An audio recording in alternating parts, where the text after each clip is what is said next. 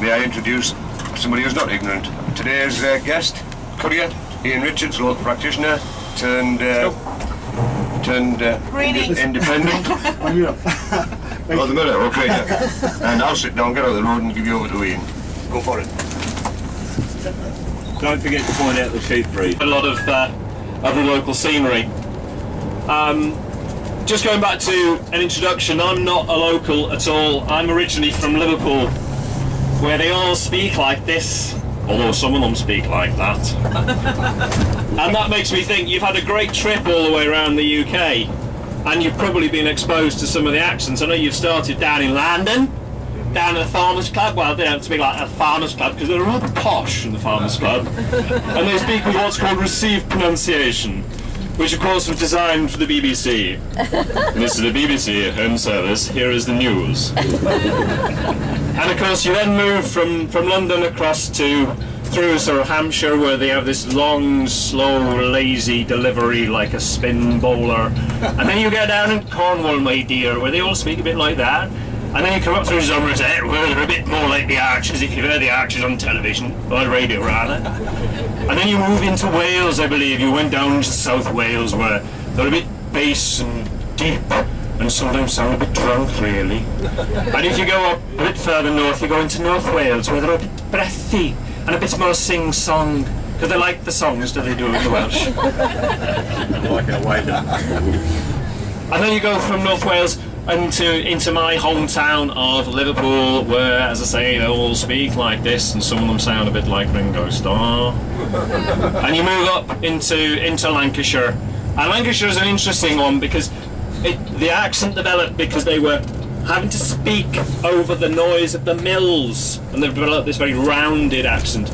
You come up here, and I can't really do a local accent up here. It's a fascinating one. If you listen to some of the lads at the sheep show, really listen to them hard. They speak a sort of a dialect, and the dialect comes an awful lot from some Scandinavian, and you can occasionally catch it in Scandinavian. So there's a phrase of going home where they say "Ars ganyam," and it's not a lot different to that. So, are you Scandinavian? You're nodding away. Yes, there's a great similarity. And you're going to move up from Cumbria up into Northumberland, where they all speak a bit like Sam does, which is a completely different accent, man. And they talk about hinnies and bonny lads and strange things like that. And then you're eventually going to end up in Yorkshire, where they all talk a bit like that. Get 3 points. Well done.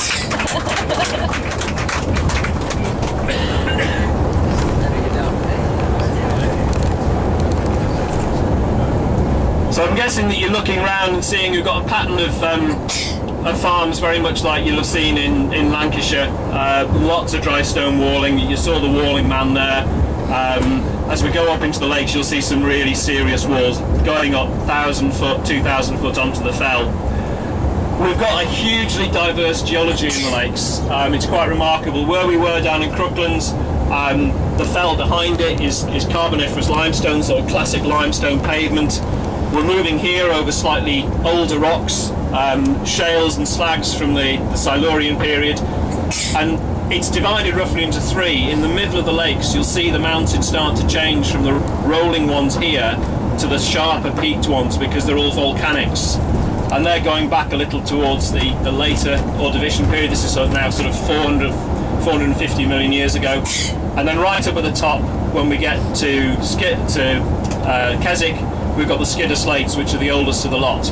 And the lakes is on the boundary when England and Scotland eventually merged, the closing of the big old Tethys Ocean, sort of 450 million years ago. The lakes is right smack in the middle, getting squashed up. And so you can see that reflected in the way that the hills are looking. And when you look on the walls are fantastic if you're a geologist, because they reflect the local stone.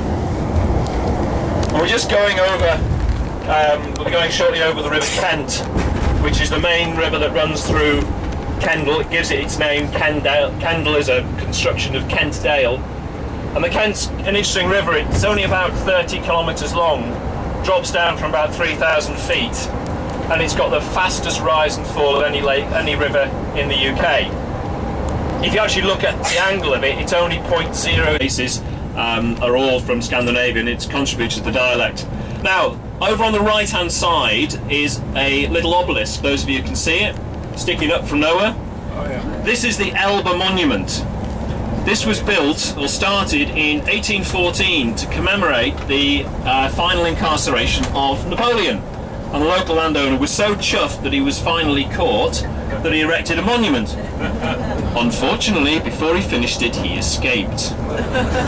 It took another 100 years to put a plaque on saying that's what it was there for.